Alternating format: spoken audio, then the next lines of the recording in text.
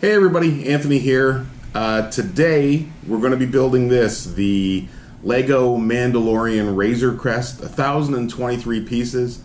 I pre-ordered this on May 1st and it shipped September 1st, so I got it that first week of September. And I'm really looking forward to building this. It looks like it's going to be a fun build.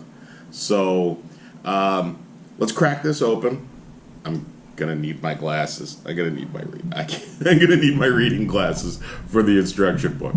So we'll crack this open. We'll do a speed build, which means I'm gonna build it in real time. You'll get to watch it at probably like 15 or 20 times speed, and then we'll take a look at it afterwards, and I'll tell you what I think. All right.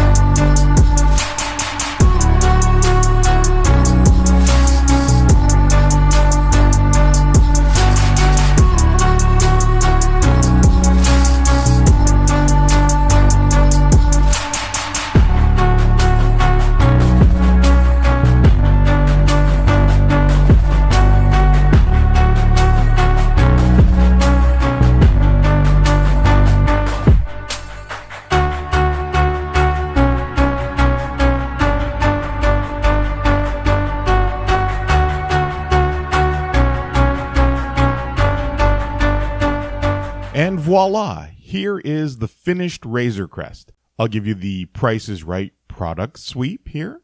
Like most builders, I prefer printed elements over stickers, but the stickers here are pretty good. One for each engine and then some details on the ship's exterior.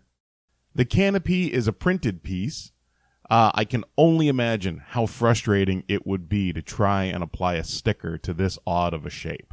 There's a little handle you can use to pop the canopy off, 2 seats inside, one in front of the other, and the control panel is another printed element. For the landing gears, they use these skid pieces, and the 2 rear landing gears are placed underneath the ship as opposed to coming out of the sides of the body, as you would see on the ship on the show.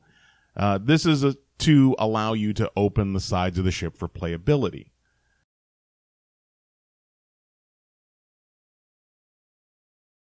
Here we have the carbon frozen bounties. They slide in and out of individual compartments on this side. And in front of that, you have a sleeping compartment with a pair of studs at the foot of the bed to attach a minifigure.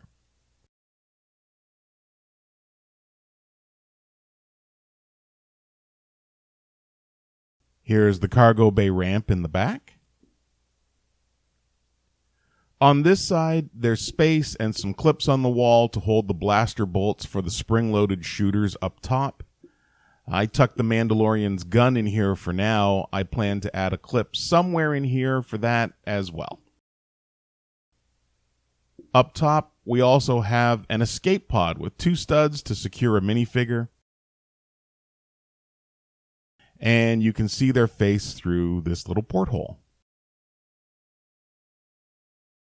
Overall, I really like this set. Some small sacrifices to screen accuracy for the sake of LEGO's geometry and for playability are always to be expected. But I think they did a fairly good job recreating the Razor Crest at this scale. I look forward to the eventual UCS version, which will be totally out of my price range. The only thing this set needs is a blurg. I've seen some mock blurgs online, but the best of them is too tall for this set's cargo hold. I hope they find an excuse in some future set to make a molded blurg figure. So overall, yes, I recommend the Razor Crest. It's a nice model, and it is it's probably the first Star Wars ship that I've bought in a long time. I got back into LEGO 20 years ago with Star Wars LEGO. So, and then I just didn't like the movies, so I stopped buying Star Wars LEGO and got back into City, and that's how Otisburg started. But this was definitely something I wanted to build. So, yeah, I jumped on the pre-sale as soon as it became available. And that's it for this video. Okay, I'm staring at Otisburg in the background. I gotta do some cleanup, and we're gonna get a Welcome to Otisburg video soon. I know, I keep promising that. Alright. Either way, thanks for watching. Bye.